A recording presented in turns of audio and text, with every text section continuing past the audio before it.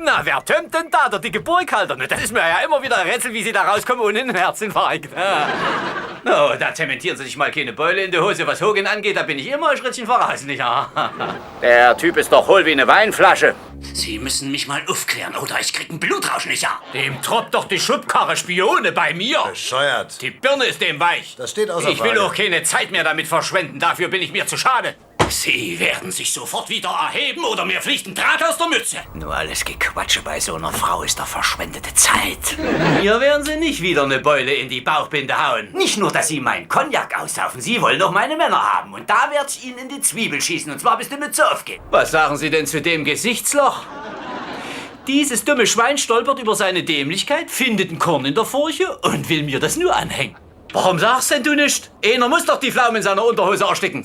Der Wille ist da, nur das Fleisch ist schwach. Doch mit ner Murmel im Ohr bist du wach. Doch, ich reime. Denn wird die beengte Birne angestrengt, wird dem versprengten Feind der Arsch versenkt. Was glauben Sie eigentlich, warum ich kein Doppelkinn habe? Das ist die stolze Kopfhaltung. Hier gab's noch keinen erfolgreichen Fluchtversuch und darum mein Stolz. Mein Ruf als Lagerkommandant ist einfach nicht vom Himmel zu pissen. Ich habe der Schnulle draußen verboten, dass sie irgendwen reinlässt. Mein Gott, das ist ein Schwachsinn, aber ich muss ihn doch machen. Wem das? Nicht kann so wichtig wie Toilettenpapier sein. Ist wichtig, der Scheiß. Der deutsche Generalstab brennt darauf zu erfahren, wie viel Papier pro Arsch benutzt wird. Und den Krieg können sie nur gewinnen, wenn sie das wissen. Eine Gesellschaft ist übertrieben. Ich wollte nur für ein paar Generäle einen Happen Pappen machen. Achtung! Ist doch albern. Ich sehe doch aus, als hätte ich ein Lineal verschluckt. Ja, nun sind sie sauer. Und ich habe alle eingeladen, ich Partypuper. Sie sehen sagenhaft um. Das sieht jeder anders. Nun hab ich mir extra so viel Mühe gegeben, wollte den widerlichen süßen Kuchen aus Wien backen lassen, weil sie den so reinfressen wie ein Schwachsinn, ihr Ohr ein bisschen braten. Achtung! Und Mohnkuchen hab ich extra verboten. Nun ja, man sagt doch, Mohn macht dämlich, aber wenn sie trotzdem welchen haben wollen, dann werde ich... Achtung! Ja, sie haben wohl heute schon Mohn genascht. Unglaublich, da springt ja die Wurst aus der Pfanne. Deshalb nannte man mich damals schon den eisernen Adler. Weil Sie so kühn oder schon so kahl waren? Diese Haarprobleme hatte ich früher noch nicht, da nannte man mich Locke. Ich bin schon eine ziemlich abgespielte Flöte. Also so ein ausgelauchter Hengst wie ich, der nichts weiter kennt als den Hintern seiner Wirtschafterin, der hat keine Erfahrung. So, meine süße Nudel, nach Büroschluss müssen wir doch nicht mehr so förmlich sein, ja. Ich würde jetzt selber gerne frei sein. Herr Oberst, Sie hören mir gar nicht zu. Ich habe ein Problem, das können Sie sich gar nicht vorstellen. Hm? Doch, ich habe Sie ankommen sehen. Die Alte ist ein so stumpfer Quirl. Bei der hätte ich Zeit meines Lebens Stromausfall. Eine ausgehungerte Witwe will mir ein Zwangseisen verpassen, mich von der Piste ziehen. Die Schinkenmilbe will mich heiraten. Da gib's mir lieber die Kugel. Diese Rücklaufzuppe.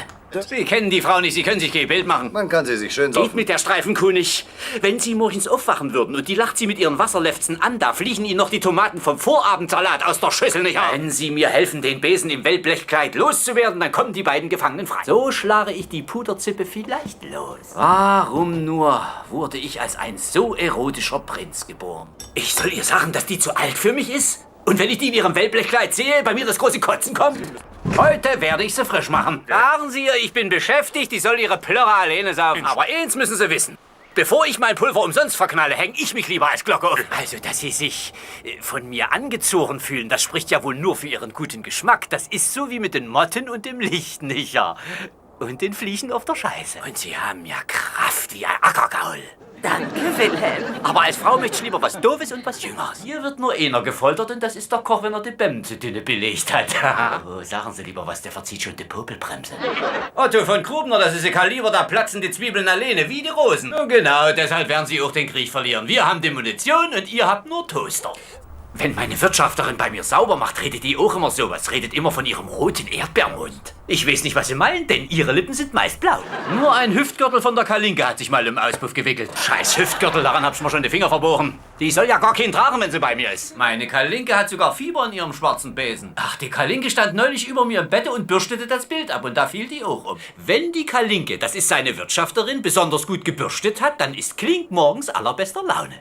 Jeder denkt doch, wenn die nur bürstet, das ist Dreck bei mir. Seien Sie, wie die mit dem Staubsauger umgeht, wie die saugen kann. Keiner für den Rüssel so wie die. Die Kalinke hat mir neulich so mit dem Nudelholz über die Birne gehauen. Die hat mich doch glatt für Schulz gehalten.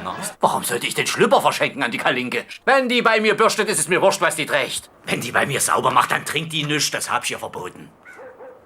Ich fand allerdings im Bad zwischen ihrer Unterwäsche einen Flachmann. Dann liegen sie wieder unterm Buffett und fressen sich die Plauze voll. Sie bleiben in der Kalesche und werden mir nicht einpennen. Nur Respekt oder Mitleid. Sie bleiben hier. Arschloch.